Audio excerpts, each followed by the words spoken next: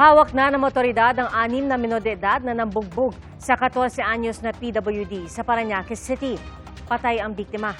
At saksi live, si Gabriel Gonzalez. Gabriel?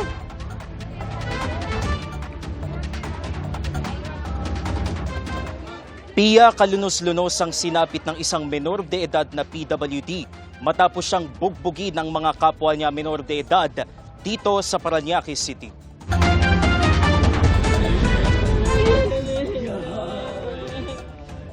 Labis na naghihinagpis ang mga kaanak ng 14 anyos na lalaking ito dahil sa kanyang sinapit. Ang biktima na isa pa man ding person with disability, pinagbubugbog ng 6 na menor de edad sa Barangay BF Homes, Parañaque City, alas 4:30 ng hapon noong Biyernes, June 5. Lumalabas sa investigasyon ng pulisya na nakipagkita umano ang biktima sa mga menor de edad para ihatid ang binili nilang short sa kanya. Bale, after nung naibigay na nila yung shorts, pag-akyat nung victim natin doon sa footbridge, doon na pinag-susuntok na siya. Nakatakbo pa raw ang biktima sa istasyon ng pulisya, pero sumusuka na raw siya ng dugo noon, kaya't agad siyang isinugod sa pagamutan.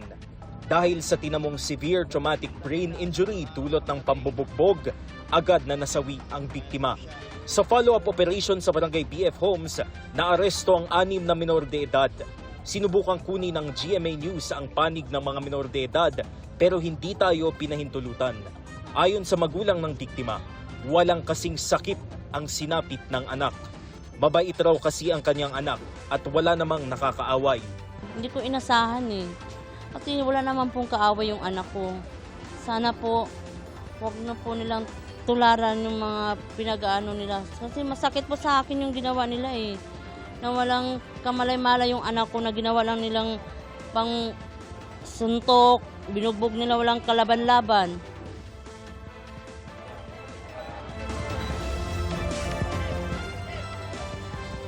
Pia, nasa kustodiya na ng City Social Welfare and Development ang 6 na menor de edad na mga sospek. Inirefer na rin sa Parañaque City Prosecutor's Office ang reklamong murder na isinampa laban sa kanila. Ako si Gabriel Gonzalez, ang inyong saksi.